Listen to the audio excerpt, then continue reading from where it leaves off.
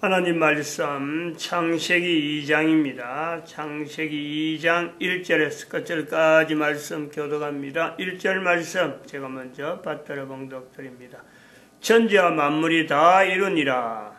하나님이 지으시던 일이 일곱째 날이 이를 때 마치니 그 지으시던 일이 다 일곱째 날 안심하시니라.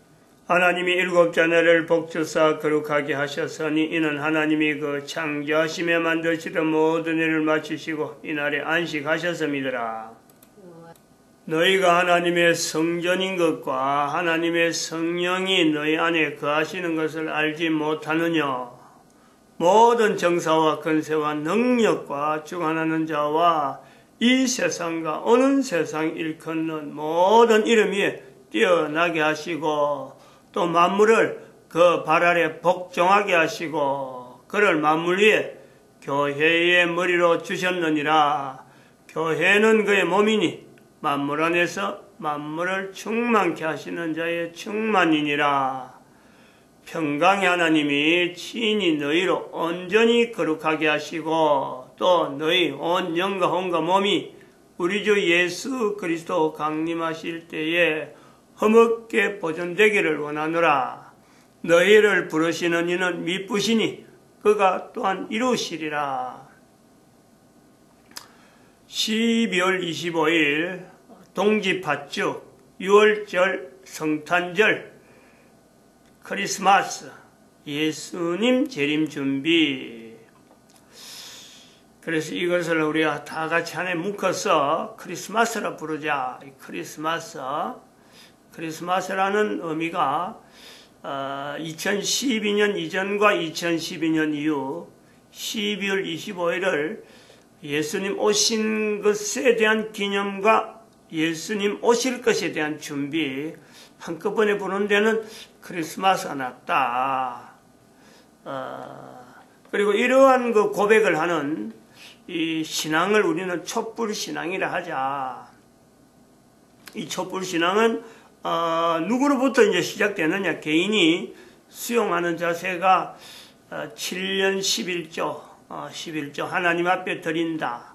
7년 11조라고 하는 내용을 안 하더라도 7년 적어도 기부금을 일정한 위치에다가 주면서 교회에다가 줄 때는 교회에다 제출할 때는 그 11조인데 그걸 그 기부를 받는 어떤 단체가 있다면은 그 단체에다가 기부금으로 형식으로 똑같아요. 행정적으로는 세금을 관리하는 국가에서 볼 때, 국세청이 볼 땐 교회에다 내는 11조나 일반 그 단체에다 내는 기부금을 받을 만한 단체에다 내는 11조나 기부금이나 똑같이 기부금이라고 그래요. 기부금이라. 드리는 자가 교회로 내거나 일반 단체에 내거나 이걸 드릴 때 하나님 앞에 드린다. 이것만 있으면 되는 거예요. 하나님 앞에 드린다 하는 자세를 가지고 7년간 기부 내지는 그 11조를 할 경우에 우리는 그로 하여금 촛불 신앙에 대한 분명한 리더자다. 인도자다. 그걸 실제로 현재적으로 실천하는 개인이다. 개인은 표를 안 내야 되는 거예요. 내가 11조 드린 사람이다. 깃발 안 흔들어도 돼. 소리 안 질러도 돼. 자기만 하나님 앞에서 분명한 자리를 가지고 그럼 내가 이런 11조를 드리는 자로서 현재 해야 될 일이 뭐냐? 내가 전 인류를 위해서 내가 해야 될 일은 뭐냐? 각 국가의 역사 정체성에 대한 이 부분을 분명히 구분을 해내는 거죠. 각 나라마다 저 나라의 국가 정체성은 어떤 건데 그걸 우리가 12월 25일 날 모여가지고 그 동지 팥죽 동지부터 시작해서 또 기간을 해서 화, 수, 목, 금 주간 중에 있는 요일을 해가지고 1년에 한 번씩 모여서 발표회도 하고 또 뭐 여러 가지 어떤 기념 행사도 하고 또 앞으로 우리가 뭘 준비해야 되겠지 하고 하는 이 내용을 서로 간에 검토하는 장 이런 거예요. 그것을 주장해서 데모해라 이런 게 아니고 와서 세미나 형식으로 발표하고 작년에는 한 국가에 대해서 특정한 국가에 대해서 국가 역사 정체성은 요랬는데 이제 보니까 조금 그 부분이 수정돼야 되겠다. 안 그러면 보강돼야 되겠다. 좀 더 연구해봐야 되겠다. 하는 이런 내용들이 발표되면서 이어지는 거죠. 이어지는 거. 그것은 개인이 어떤 사람은 어떤 때는 개인이 다 참석할 수도 있지만 또 어떤 때는 대표로 어떤 지역의 지역, 국가의 대표가들이 모여서 자기의 의견을 발표하는데 그것에서 걸리지 않도록, 떨어지지 않도록 그 내용이 의견의 발표가 있는데 그 의견의 발표를 아무런 권리 없는 자들이 중간에서 없애지 않도록 그 통로 자체를 아주 확실하게 지키는 그런 어떤 공동체, 그 전체를 우리가 낮은 자리 공동체다. 낮은 자리 공동체, 이제 그 교회 노동시장 개입이라고 하는 그 형태로 노동시장에서 나타내는 낮은 자리 근로자 공동체 형태 자체는 여러 다양한 형태 있는데 그걸 우리가 전체로 해볼 때 개인이 참여하는 개인은 바로 7년 11조를 통해서 다 이걸 모아지게 하고 그리고 그 개인이 이제는 국가 역사의 정체성을 나타낼 때에 기준이 어느 국가를 기준이냐? 기준은 이스라엘의 역사가 없는 2500년, 역사가 없던 2500년, BC 580년부터 시작해서 2012년까지 연대가 분명하게 그 연대에 있는 그 이스라엘, 그것 자체를 하나님이 함께 하심에 대한 내용으로 기준으로 딱 정리하는 하나님이 함께 하심에 대한 역사. 그런 역사를 전 세계 어느 나라도 우리가 다 적용을 해서 그 국가 역사에서 하나님이 함께 하신 뭐냐. 근데 그런 것을 이스라엘은 기준인데 성경도 있고 여러 가지 다 기준이 되어지지만은 현재적으로 국가별로 이런 사례가 있는 나라를 예를 들어라. 그래서 시각을 훈련시키는 거예요. 국가 역사 정치에 대해 훈련을 시킬 때 어느 국가를 할 수 있느냐. 그러면 틀림없이 그거는요, 대한민국이 될 수밖에 없다. 대한민국, 현재 남쪽과 북쪽, 대한민국을 갈 때 이걸 단순하게 남한뿐만 아니라 이게 이렇게 볼 게 아니라 남쪽, 북쪽, 일본, 만주, 몽골, 여기까지 같이 볼 수 있는 그 시각을까지 필요하다. 왜 이런 시각이 있어야 되느냐 할 때는 창세기 11장부터 시작해서 창세기 10장입니다. 11장이 아니에요. 다른 나라는 11장이 되더라도 대한민국은 10장이 가는 거죠. 창세기 10장. 그리고 창세기 10장에서 북쪽에서의 만주로 연결되어지는 그 내용에서 몽고와 만주가 연결되어진 그곳에서 창세기 10장이 되어진다면은 그것은 지금부터 4000년 전이잖아요. 2012년에서 볼 때는 그것이 한 4000년 전이에요. 4000년 전. 그리고 2012년 볼 때 2000년 전에는 바로 남쪽에서 남쪽에 가야국이 형성되었다. 이 가야국 형성 이 내용에 연결되어서 대한민국의 정체성을 역사로 봐가지고 볼 때는 언어로 나타나는 그 내용에는 세종대왕이 표현했던 백성들의 말이 중국과 달라 하는 이 부분이요. 분명한 어떤 방향성이래, 방향성. 대한민국 역사의 정체성의 방향성. 나타나는 흔적은, 글로서 나타나는 흔적은 성경을 아직 비춰지지 못하더라도 흔적은 대한민국은 벌써 1400년대에 국가 역사의 정체성에 대한 표현을 왕이 백성하고 이게 비교해서 백성들의 말이 이게 굉장히 중요한 거예요. 백성들의 말이 중국과 달라. 중국하고 완전히 다른, 중국하고 속하지 않는, 중국 땅덩어리 바로 옆에 있는데도 불구하고 다른 건 다 전체가 중국인데 유독이 대한민국은요 중국과 다르다 하는 이 역사 정체성, 이걸 분명히 하고 그 다음에는 우리가 3.1절이라고 하는 이 내용을 건너오고 견대로 3.1절 이유는 3.1절은 같은 이조, 세종대왕이나 3.1절은 같은 왕조입니다. 왕조. 그리고 그 왕조가 지금 그걸 이제 벗어나서 우리 대한민국의 역사의 정체성, 근대사의 역사 정체성은 이제 넘어오는 국가 역사의 정체성과 연결해서 현재적으로 모든 사람들이 현재 현대라 할 때에 가지고 있는 그 역사 안에서는 이승만 대통령, 박정희 대통령, 박근혜 대통령까지 더 이상 더 바랄 것도 없어요. 요 세 사람만 해놔도 이게 직선이 일직선 된다니까. 이승만 대통령부터 시작해서 박정희 대통령, 박근혜 대통령, 박근혜 대통령, 박정희 대통령, 이승만 대통령과 연결되어진 공통이 뭐냐? 그들이 남긴 업적, 그들이 남긴 흔적은 이거는 사람이 할 일이 아니라는 거예요. 하나님이 하신 거래요. 세종대왕을 통해서도 한글 남겨지는 것 하나님이 한글 남기신 거예요. 3.1절 운동 총칼 앞에 온 국민들이 무장 비무장으로 전혀 무력을 하지 않는 저항운동 국민들 전체가 일어나는 이런 내용에 이거는 하나님이 하시지 않으면은 절대 되지 않습니다. 절대 그거는 안 되는 거죠. 이런 구조라는 거예요.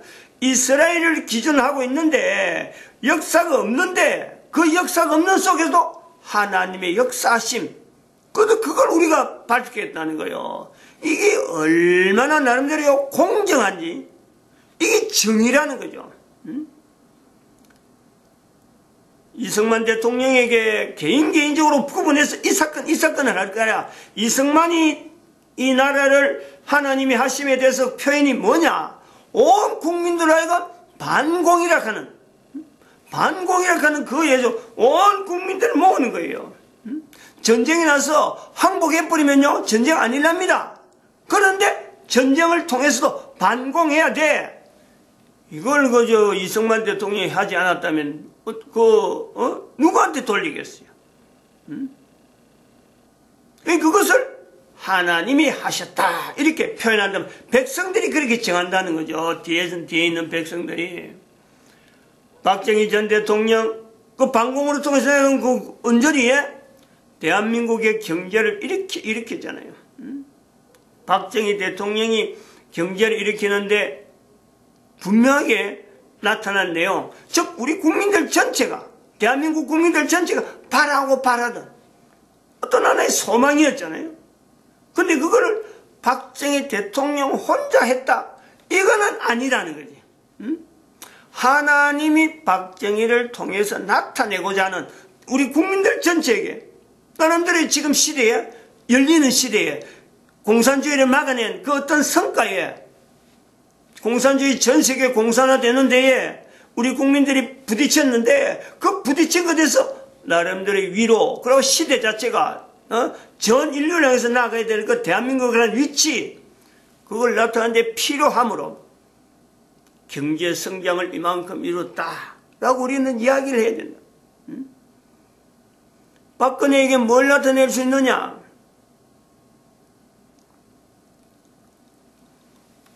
탄핵이라 하는 이 내용은 사실은 거부하려고 하면요. 거부하려면 얼마든지 거부할 수 있는 내용입니다. 이 거부할 수 있는 내용인데도 불구하고 여자이기 때문에 그냥 그대로 받아들이는 거예요. 그 속에는 국민들하고 아니면 나라하고 결혼했다는 그 본인의 표현이 있고 그럼 법원이라고 하는 이런 여러 가지 질서 여러 가지 질서에 체제 자체를 있는 그대로 받아들이면서 그 속에 아무런 저항을 하지 않고 받아들이는 그 자세. 앞으로요 대한민국의 어느 누가 대통령이 되어도 이렇게 탄핵 앞에 그냥 고스란히 하던 거 그냥 그대로 하고 감옥이 지금 가 있잖아요. 감옥이. 현재 감옥에 가 있다는 거예요. 이거는 만약에 거기서 대통령이 조금이라도 반발하는 거 시작했으면요 대한민국은 혼란 속에 들어갈 수밖에 없어요. 요걸 우리가 봐야 돼요. 요걸. 그리고 박근혜 대통령은 박정희 전 대통령 아버지의 하는 일에 대해서 아버지가 총회에서 죽기 때문에 그걸 뭔가는 아버지가 이루지 못한 그 일을 즉 국민들의 나름대로 그 백성들에 대해서 그러니까 나라와 결혼했다. 백성들의 어떤 발전을 위해서 나름대로 하려고 그런 거죠. 여기에 중간에 들어있는 모든 사람들은 정치꾼이죠. 정치꾼.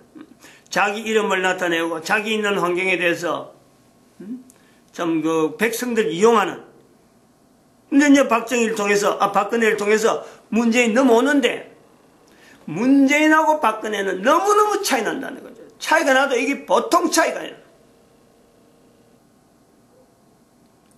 제가 그동안 쭉 추적한 내용은 아닌데, 문재인으로 하여금 공산주의라 해서, 문재인 쪽에서 명예훼손이라는 거 아마 무고죄로 해서 이제 명예훼손이라고 아마 법원에다가 고소를 한 것 같아요. 맞고소를 했단 모양, 아주 고소를 한 모양이야. 근데 그것이 얼마 전에 대법원에서 무죄라.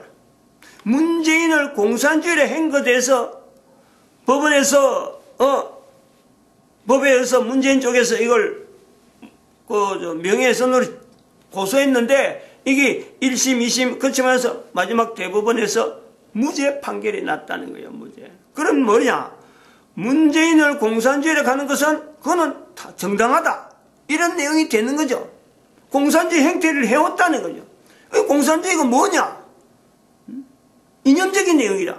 지금은 그런 거예요. 공산주의라 해서 공산주의자다. 그래서 옛날 같으면요.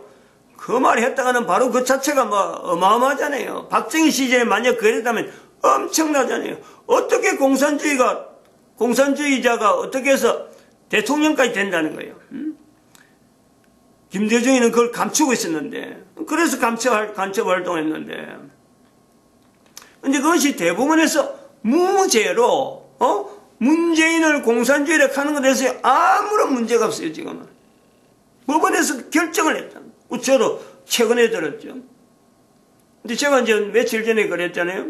공산주의 법에 듣기 전에, 그 판결에 대해서 내용이 나타나기 전에 저는 벌써부터 이 시간을 통해서 그랬나요? 문재인은 공산주의 정도가 아니고 한국 국적자지만은 중국 공산당원의 활동을 하고 있다. 중국에는 공산당만이 활동하는 거예요. 북한은 노동당원이 활동하는 거예요. 공산당원 활동자다. 저는 그렇게 표현을 하는 거죠.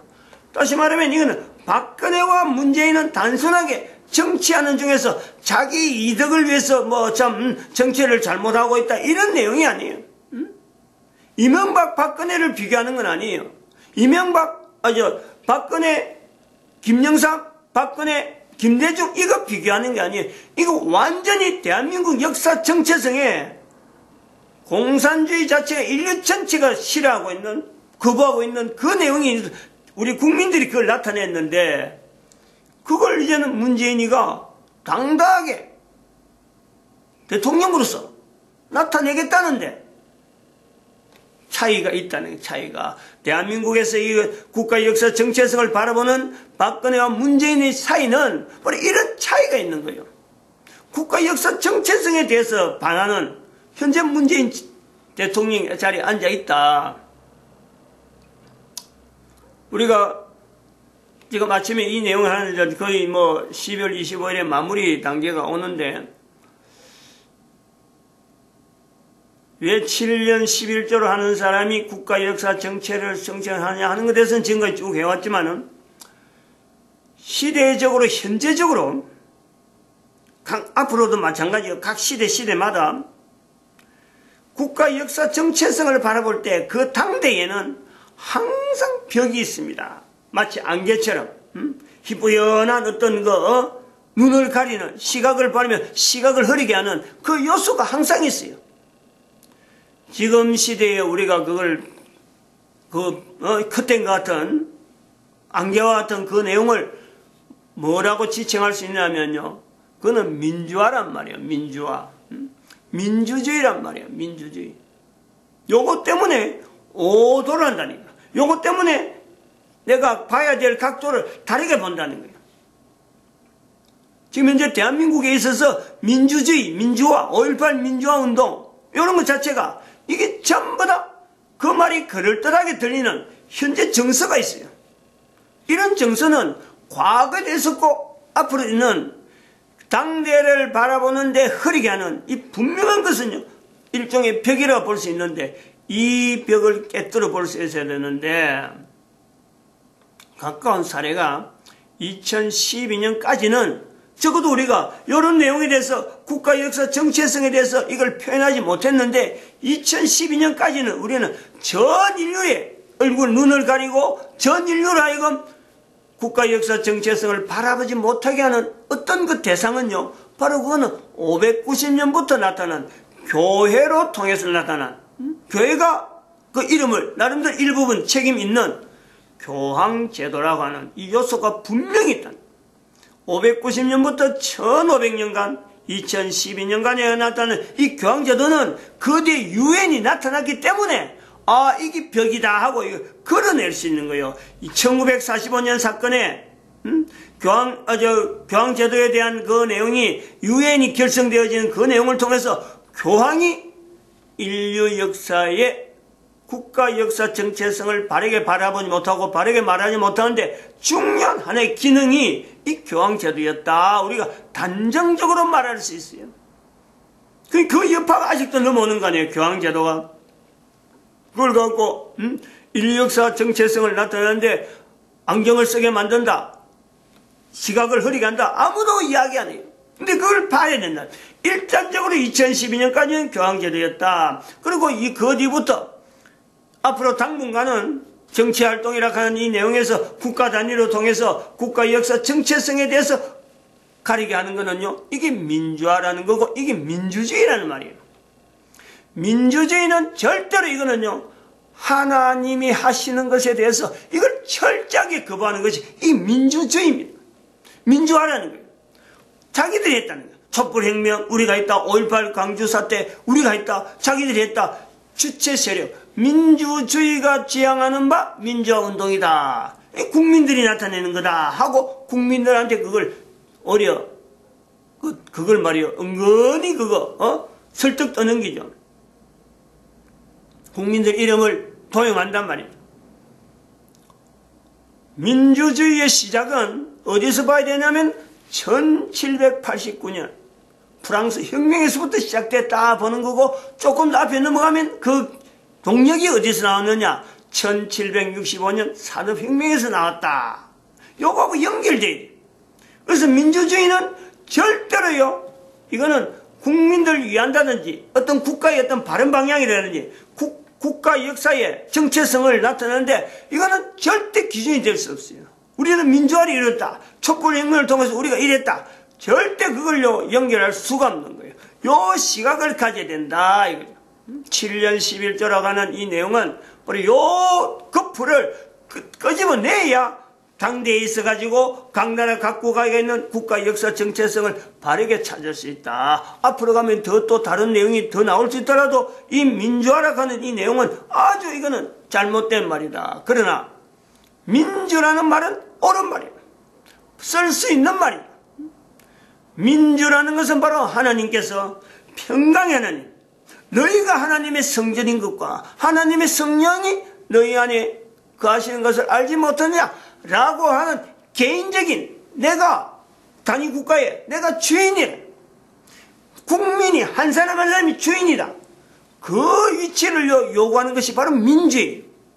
어떤 행사를 했으므로 내가 이런 주권을 행사함으로 바로 정치하는 사람이 국민이 주권이다, 국민이 주인이다, 이런 내용이 아니고 하나님의 함께 하심에 대한 것을 바라보면서 내가 어떻게 동참하느냐, 국민들 어떻게 그 국가의 역사 정체성에 어떻게 동참했느냐, 이럴 때 행위를요 민주가, 국민이 개인이 주인의 의식을 가지고 참여하는 그 자세를 요구하는 것이 민주예요. 민주 요구되는 거예요. 자기가 느끼는, 내가 참여하면서 내가 이 국가에 내가 주인 된 것을 내가 권리를 나타내야지, 요 의식이 있을 때가 민주지.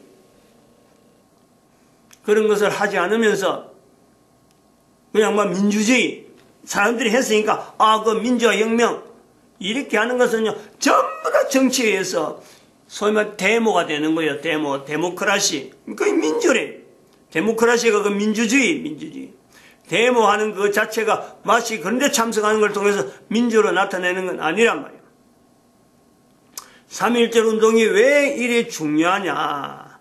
바로 국민들 한 사람 한 사람이 국가에 대해서 어디 대항했다, 어느 국가 때문에 이런 자세가 아니고 그 국민들 소속에 되어지는 것에서 나타낼 당연한 하나의 의무로서 대한독립 만세로 외친 거, 국민의 참여, 자발적인 참여면서 비무장이잖아, 비무장.